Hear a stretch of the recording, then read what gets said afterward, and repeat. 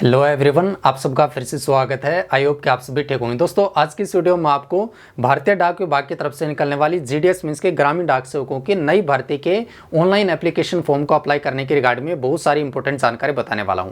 अभी आप इनसे बहुत सारे स्टूडेंट के हमारे पास में बार बार में कमेंट आ रहे हैं, उनका यही पूछना है कि अब हम ऑनलाइन एप्लीकेशन फॉर्म दोबारा से फिर से कब से अप्लाई कर पाएंगे।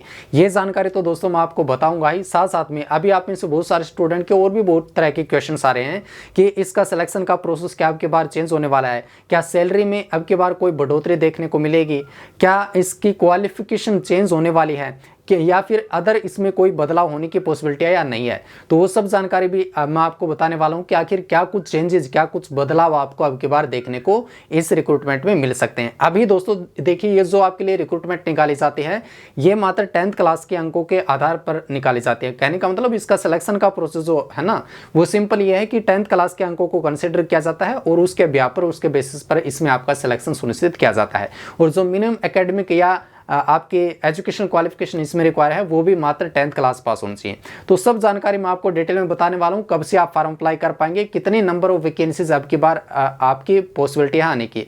तो वो सब जानकारी जानने के लिए आप वीडियो को लास्ट तक देखिएगा। वीडियो को लाइक और शेयर आप जरूर कर दीजिएगा दोस्तों। साथ में चैनल पर पहली बार आए हैं, चैनल को सब्सक्राइब नहीं किया है और अगर आप चाहते हैं कि आगे भी आपको इसी तरह से डिटेल में ट्रस्टेड जानकारी मिले तो आप चैनल को भी जरूर से जरूर सब्सक्राइब कर लीजिएगा। साथ में दोस्तों देखिए, इससे पहले मैं आपको ये इंपॉर्टेंट जानकारी बता दूं। देखिए, जो अभी 2025 में आपकी रिक्रूटमेंट निकाली गई थी ना, उसकी 2 लिस्ट आपकी डिक्लेयर हो चुके हैं। ठीक है, जिन कैंडिडेट्स ने अपने डॉक्यूमेंट्स वेरीफाई करवा लिए हैं तो अच्छी बात है, और जिनका सिलेक्शन अभी नहीं हो पाया है तो आपको नेक्स्ट लिस्ट का मींस की 3rd लिस्ट आने का जरूर से जरूर इंतजार करना है। जिनके अच्छे प्रतिशत अंक हैं तो वो जरूर इंतजार कीजिएगा, और 3rd लिस्ट भी आपकी आएगी, 4th लिस्ट भी आपकी आएगी, तो वो सभी लिस्ट आपको जरूर से जरूर चेकआउट करनी है। ठीक है, और आगे बढ़ने से दोस्तों, आगे बढ़ने से पहले मैं आपको एक और इंपॉर्टेंट जानकारी बताऊं। देखिए, अगर आप किसी भी प्रतियोगी परीक्षाओं की तैयारी में लगे हैं, चाहे आपकी केंद्रीय सरकार की कोई नौकरी हो, चाहे राज्य सरकार की कोई नौकरी हो, जैसे कि यूपीएससी, एसएससी, रेलवे, एसआई, पटवारी, टीचिंग एग्जाम्स, किसी भी एग्जाम की तैयारी में लगे हुए हैं तो दोस्तों उत्कर्ष क्लासेस सिर्फ एक कोचिंग ही नहीं बल्कि आपका कंप्लीट प्रिपरेशन पार्टनर है। इनके माध्यम से दोस्तों आप अपने एग्जाम की बहुत ही अच्छे से तैयारी कर सकते हैं। और दोस्तों यहाँ पर देखिए 35 मिलियन प्लस में लर्नर्स हैं, साथ साथ में 24 मिलियन प्लस में सब्सक्राइबर यहाँ पर हैं। इतने सारे लोग अगर एक प्लेटफॉर्म पर भरोसा करते हैं तो इसमें कुछ न कुछ तो खास है दोस्तों। यहाँ पर दोस्तों आपको अनुभवी फैकल्टीज का पर्सनलाइज्ड मार्गदर्शन मिलेगा, लाइव प्लस रिकॉर्डेड लेक्चर्स की फ्लेक्सिबिलिटी मिलेगी, classroom level hand written notes मिलेंगे, previous year questions, quizzes, mock test और वीडियो सॉल्यूशंस आपको मिलेंगे। यानी हर वो चीज जो एक सीरियस एस्पिरेंट को चाहिए। साथ ही हर एग्जाम के लिए टारगेटेड स्ट्रक्चर्ड कोर्सेज, ताकि आपकी पढ़ाई रैंडम ना होकर के रिजल्ट ड्राइवन हो। और हाँ दोस्तों, मेरा आप कूपन कोड यूज करेंगे, हमारा कूपन कोड ये है, आप देख सकते हैं UCSNA10। तो दोस्तों आपको फ्लैट 10% का हर एक कोर्स पर डिस्काउंट भी देखने को मिलेगा। तो दोस्तों अब तैयारी को सही डायरेक्शन दीजिए, उत्कर्ष ऐप को आज ही डाउनलोड करें, अपना कोर्स सिलेक्ट करें और अपनी तैयारी को स्मार्ट, आसान और प्रभावशाली बनाएं।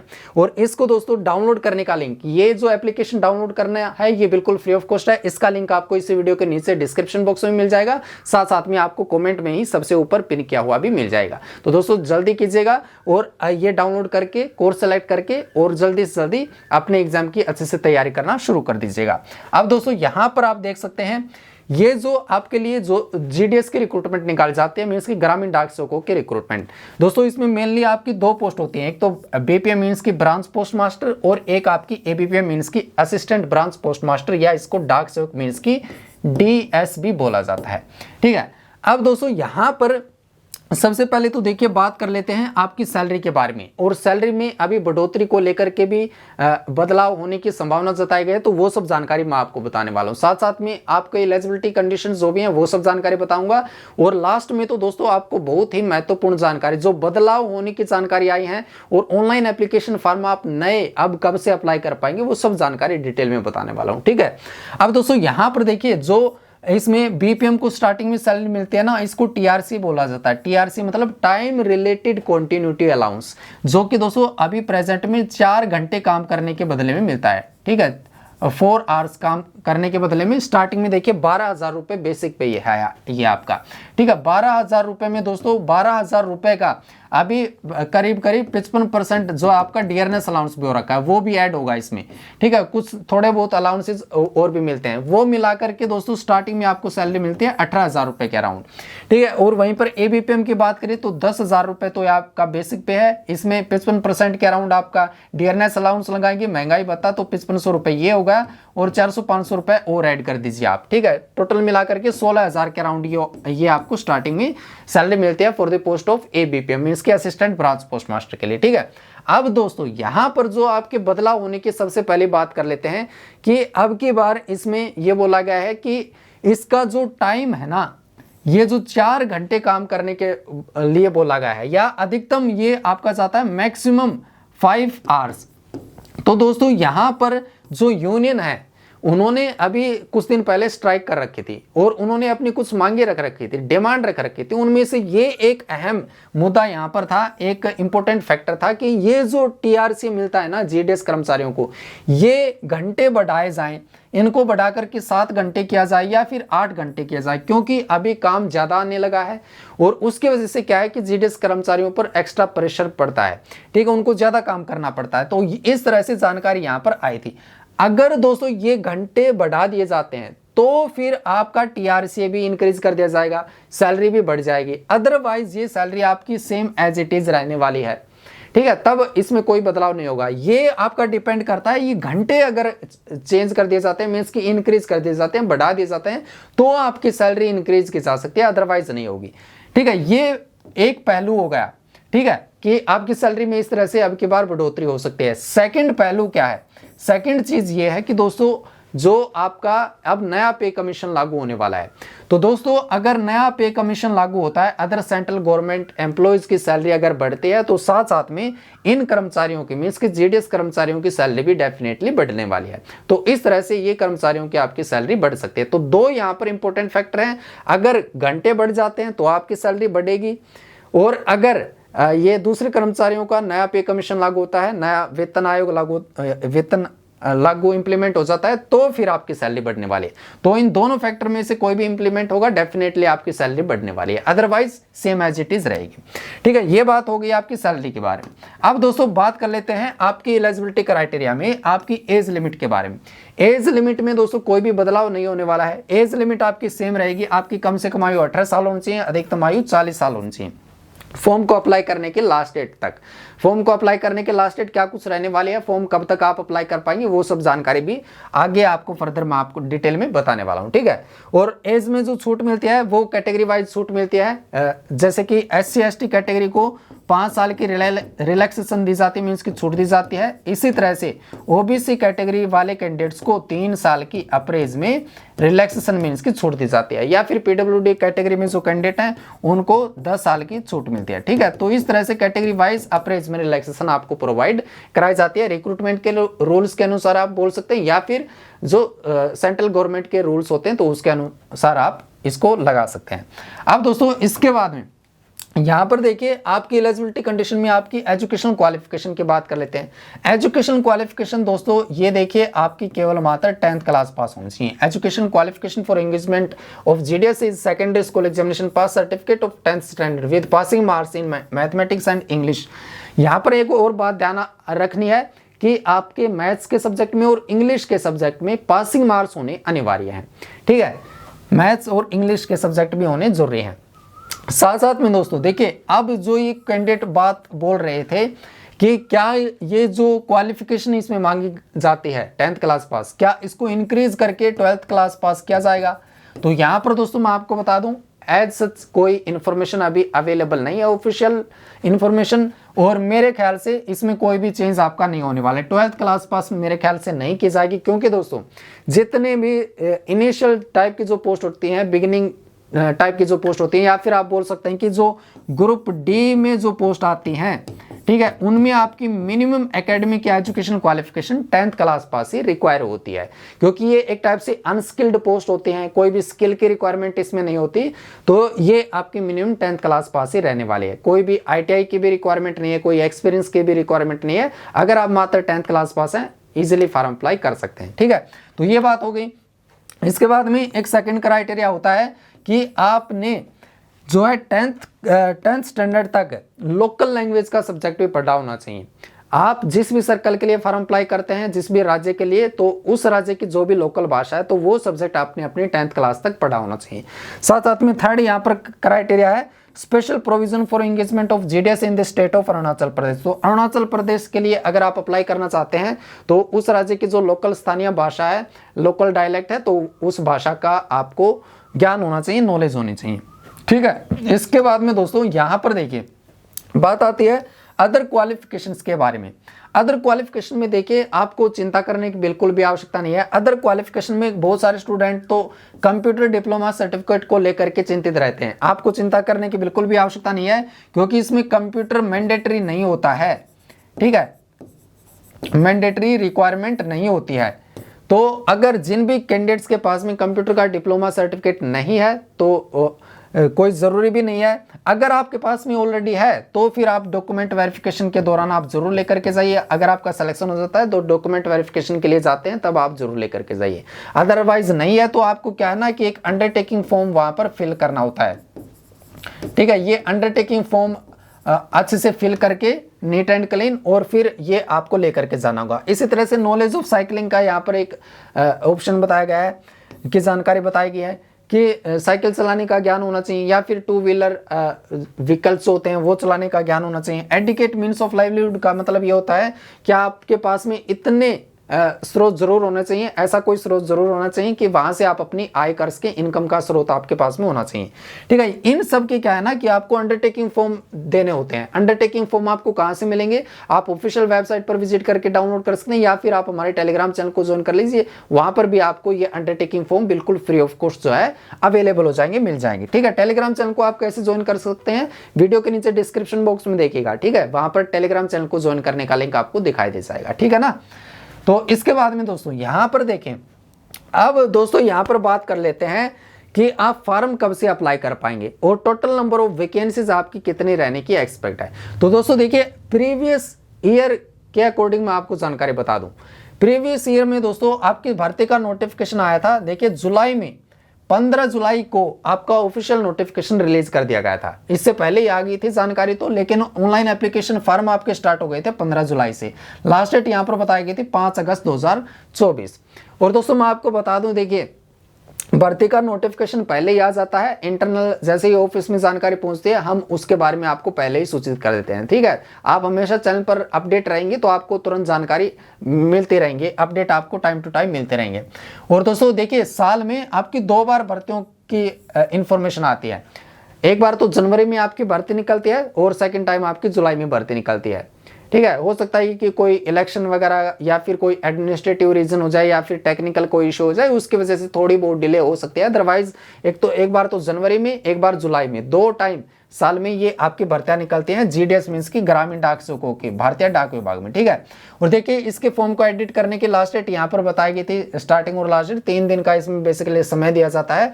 6 अगस्त से लेकर के 8 अगस्त तक इसमें समय दिया जाता है। मान लीजिए फॉर्म अप्लाई करते टाइम पर आपसे कोई गलती हो जाती है, मिस्टेक हो जाती है किसी भी तरह की, तो उसको जो है आप रेक्टिफाई कर सकते हैं, करेक्शन या एडिट या मॉडिफाई कर सकते हैं। ठीक है ना। अब दोस्तों देखिए इस साल जो भर्ती आने की एक्सपेक्ट है ना, वो भी दोस्तों जुलाई में 15 जुलाई तक ही आपकी भर्ती का नोटिफिकेशन आ जाएगा, आप फॉर्म अप्लाई कर पाएंगे। ठीक है ना। और फॉर्म अप्लाई करने के बारे में भी हम आपको डिटेल में जानकारी बताते हैं कि कैसे क्या आपको अच्छे तरीके से फॉर्म अप्लाई करना है, आपको प्रेफरेंस कैसे डालने हैं, अपनी कैटेगरी के लिए प्रेफरेंस, दूसरी कैटेगरी के लिए प्रेफरेंस, साथ ही में एबीपीएम, बीपीएम, डीएस मींस की डाक सेवक के लिए कैसे प्रेफरेंस डालने हैं। आपको अच्छे तरीके से अपना एप्लीकेशन फॉर्म फिल करना है ताकि आपकी सिलेक्शन की थोड़ी पॉसिबिलिटी ज़्यादा हो पाए, चांसेस आपके थोड़े मैक्सिमम हो सकें। ठीक है, अगर दोस्तों आप चाहते हैं कि हम आपके लिए ऑनलाइन एप्लीकेशन फॉर्म अप्लाई करने की वीडियो अच्छे तरीके से लेकर के आए तो आप कमेंट बॉक्स में जरूर बताइएगा। जैसे ही फॉर्म आपके स्टार्ट होंगे ना, हम आपके लिए स्पेशल वीडियो बना देंगे। ठीक है, कि कैसे आपको अच्छे तरीके से फॉर्म अप्लाई करना है। अब दोस्तों नंबर ऑफ वैकेंसीज जो आने की पॉसिबिलिटी यहां पर है वो आपके 25,000 के समथिंग वैकेंसीज आने की पॉसिबिलिटी है। ठीक है, 20 से लेकर 25,000 आप बोल सकते हैं, 20 to 25,000 नंबर ऑफ वैकेंसीज आपकी रहने वाली हैं। ठीक है, एग्जैक्ट जो नंबर ऑफ वैकेंसीज रहेंगी उनकी जैसे ही हमें जानकारी मिलेगी तो उसके बारे में भी अपडेट कर देंगे। देखिए अब की बार जो जनवरी में भर्ती आई ना, उसमें तो राजस्थान में वैकेंसी निकाल ही नहीं गई थी, ठीक है, राजस्थान में। लेकिन अब की बार क्या है, राजस्थान में वैकेंसीज आपके आने की पॉसिबिलिटी है, ठीक है, तो राजस्थान वाले रेडी रहेगा। अब दोस्तों यहाँ पर देखिए बात कर लेते हैं इंपॉर्टेंट और भी चीजें हैं। जो मिनिमम एकेडमिक या एजुकेशन क्वालिफिकेशन की बात करें ना, तो यहाँ पर मैं आपको बता दूं, आपकी 12th क्लास पास नहीं रहेगी दोस्तों, 10th क्लास पास ही रहने की पॉसिबिलिटी है। और देखिए दोस्तों, इसके लिए ऑल ओवर इंडिया से कैंडिडेट्स फॉर्म अप्लाई कर सकते हैं। ऑल ओवर इंडिया से मेल एंड फीमेल सभी एलिजिबल होते हैं, सभी पात्र होते हैं, आप चाहे किसी भी राज्य से बिलोंग करते हो, क्योंकि इसमें ये आपकी सेंट्रल गवर्नमेंट जॉब है। जो डिपार्टमेंट है ना, इंडिया पोस्ट डिपार्टमेंट, ये सेंट्रल गवर्नमेंट का डिपार्टमेंट है। तो ये आपकी 10th क्लास पास रहने वाली है, ऑल ओवर इंडिया से कैंडिडेट्स फॉर्म अप्लाई कर सकते हैं। जो प्रोफाइल चेंज, अब दोस्तों यहाँ पर एक जो चेंज होने की पॉसिबिलिटी है ना, पॉसिबिलिटी तो क्या है, वो चेंज हो भी गया है, ठीक है। तो ये है दोस्तों आपकी जो प्रोफाइल में चेंज, बीपीएम को जो काम करना पड़ता है, एबीपीएम को जो काम करना है उसमें, क्योंकि दोस्तों इसमें ये आपके आईडीसी स्टार्ट कर दिए गए हैं, ठीक है। इंडिपेंडेंट डिलीवरी सेंटर वगैरह हैं, वो अभी आपके एस्टेब्लिश कर दिए गए हैं। उनके माध्यम से अब आपके ऊपर हो सकता है थोड़ा बहुत ज़्यादा बर्डन आए, थोड़ा अधिक काम आपको करना पड़ेगा, ठीक है। तो ये अभी आपको आगे देखने को मिलेगा। अभी क्या था कि इंडिया पोस्ट का काम तो आपको करना ही पड़ता है, साथ साथ में इंडिया पोस्ट पेमेंट बैंक का भी आपको काम करना पड़ता है। जो भी जिस टाइप के डिपॉजिट अकाउंट होते हैं आपका, चाहे जिसमें सेविंग डिपॉजिट अकाउंट हो, करंट अकाउंट्स हो, या फिर रेकरिंग डिपॉजिट अकाउंट हो, या फिर टर्म डिपॉजिट या टाइम डिपॉजिट अकाउंट हो, वो सब तरह के खाते आपको जो है इंडिया पोस्ट पेमेंट बैंक के ओपन करने होते हैं। साथ साथ में अभी तो क्या है ना कि लोन की फैसिलिटीज भी अवेलेबल करवाने लगेंगे, ठीक है, जो कि आपके जीडीएस बीपीएम कर्मचारी करेंगे। साथ साथ में इंश्योरेंस का काम भी आपको करना पड़ेगा, ठीक है, इंश्योरेंस पॉलिसीज वगैरह सेल करने का काम। तो अभी दोस्तों आपकी जॉब में, जो प्रोफाइल में चेंज होने की पूरी संभावना है। अब आपको थोड़ा और ज्यादा काम सौंपा जाएगा, करना पड़ेगा आपको, ठीक है। तो ये चेंज होने वाला है आपका, इसमें कोई चेंज होने की पॉसिबिलिटी नहीं है। वर्किंग आवर्स चेंज, क्या काम करने के घंटे चेंज होने की पॉसिबिलिटी है? यहां पर दोस्तों थोड़ा बहुत चांसेस है कि आपका जो मैक्सिमम 5 घंटे का अभी काम करवाया जाता है ना, वो हो सकता है कि 6 घंटे आपको काम करना पड़े, 7 घंटे आपको काम करना पड़े, लेकिन 8 घंटे नहीं किया जाएगा। जो अदर गवर्नमेंट एम्प्लॉयज होते हैं ना, उनको तो 8 घंटे काम करने के बदले में सैलरी मिलती है, ठीक है। लेकिन यहां पर 8 घंटे तो नहीं किया जाएगा, लेकिन 5 से 6 या 7 घंटे जरूर किया जा सकता है, ठीक है। क्योंकि दोस्तों देखिए, केंद्र सरकार भी ये नहीं चाहते हैं कि आपको सेंट्रल गवर्नमेंट एम्प्लॉयज की तरह कंसिडर किया जाए। अभी ये जो कर्मचारी लगाए जाते हैं ना, वो सेंट्रल गवर्नमेंट के रूल्स के अकॉर्डिंग नहीं लगाए जाते हैं। तो ये 8 घंटे तो नहीं होंगे, 5 से 6 घंटे जरूर हो सकते हैं, या 7 घंटे भी हो सकते हैं। सैलरी या टीआरसी चेंज हो सकता है या नहीं हो सकता है? देखिए दोस्तों, इसमें पॉसिबिलिटी तो है, लेकिन अभी और देखा जाएगा। अगर थोड़ा सीरियस होकर के ऑल इंडिया ग्रामीण डाक सेवक यूनियन वगैरह और अच्छे तरीके से अपनी डिमांड रखते हैं, तो ये आपका टीआरसी में चेंज हो सकता है। अगर घंटे चेंज होंगे तो जरूर डेफिनेटली आपका टीआरसी में भी चेंज होगा। लेकिन अगर ये चेंज नहीं होता है ना, तो भी आपकी सैलरी बढ़ेगी। वो कैसे बढ़ेगी? वो आपका अब जो नया पे कमीशन लागू होगा ना, 8th पे कमीशन, तो इसकी वजह से फिर आपकी सैलरी बढ़ जाएगी, ठीक है। अगर ये लागू नहीं होगी, 5 से 6 घंटे नहीं करेंगे, तो वैसे बढ़ जाएगी। सिलेक्शन का प्रोसेस चेंज होगा या नहीं होगा? क्या एग्जामिनेशन कंडक्ट कराया जाएगा? नहीं कराया जाएगा। एग्जामिनेशन दोस्तों मेरे ख्याल से कंडक्ट होने की कोई भी अभी पॉसिबिलिटी नहीं है। अभी ऐसी न्यूज नहीं आई है कि इसमें एग्जामिनेशन आपका कंडक्ट कराया जाएगा। सेम सिलेक्शन का प्रोसेस रहने वाला है। अभी फिलहाल तो 10th क्लास के अंकों के आधार पर ही आपकी जो है इसमें मेरिट सूची लगने वाली है, जो कि देखिए कुछ स्टूडेंट के लिए तो अच्छी बात भी है, लेकिन बहुत सारे स्टूडेंट के लिए जो है यहाँ पर बैड न्यूज है। देखिए, क्योंकि इसमें कट ऑफ बहुत ज़्यादा लगती है, हाई कट ऑफ लगती है, इसलिए ज़्यादातर स्टूडेंट तो ये चाहते हैं कि कोई इसमें एक टाइप से छोटा मोटा ही टेस्ट कंडक्ट करा ले जाए। 50 अंकों का कंडक्ट करा लें, 40 अंकों का, चाहे 30 अंकों का कंडक्ट करा लें, एक टाइप से स्क्रूटनी हो जाए कैंडिडेट्स के अच्छे तरीके से, ठीक है। ज़्यादातर स्टूडेंट ये चाहते हैं। एक और चेंज होने की बात यहाँ पर आती है दोस्तों, बहुत सारे स्टूडेंट का ये रहता है कि जब ऑनलाइन फॉर्म अप्लाई करते हैं, तब डॉक्यूमेंट जो आपकी 10th क्लास की मार्कशीट होती है ना, या अदर जो इंपॉर्टेंट डॉक्यूमेंट होते हैं, वो ऑनलाइन एप्लीकेशन फॉर्म में अपलोड करवा ले जाएं, उसको स्कैन करके, और जब अपलोड करवा ले जाए।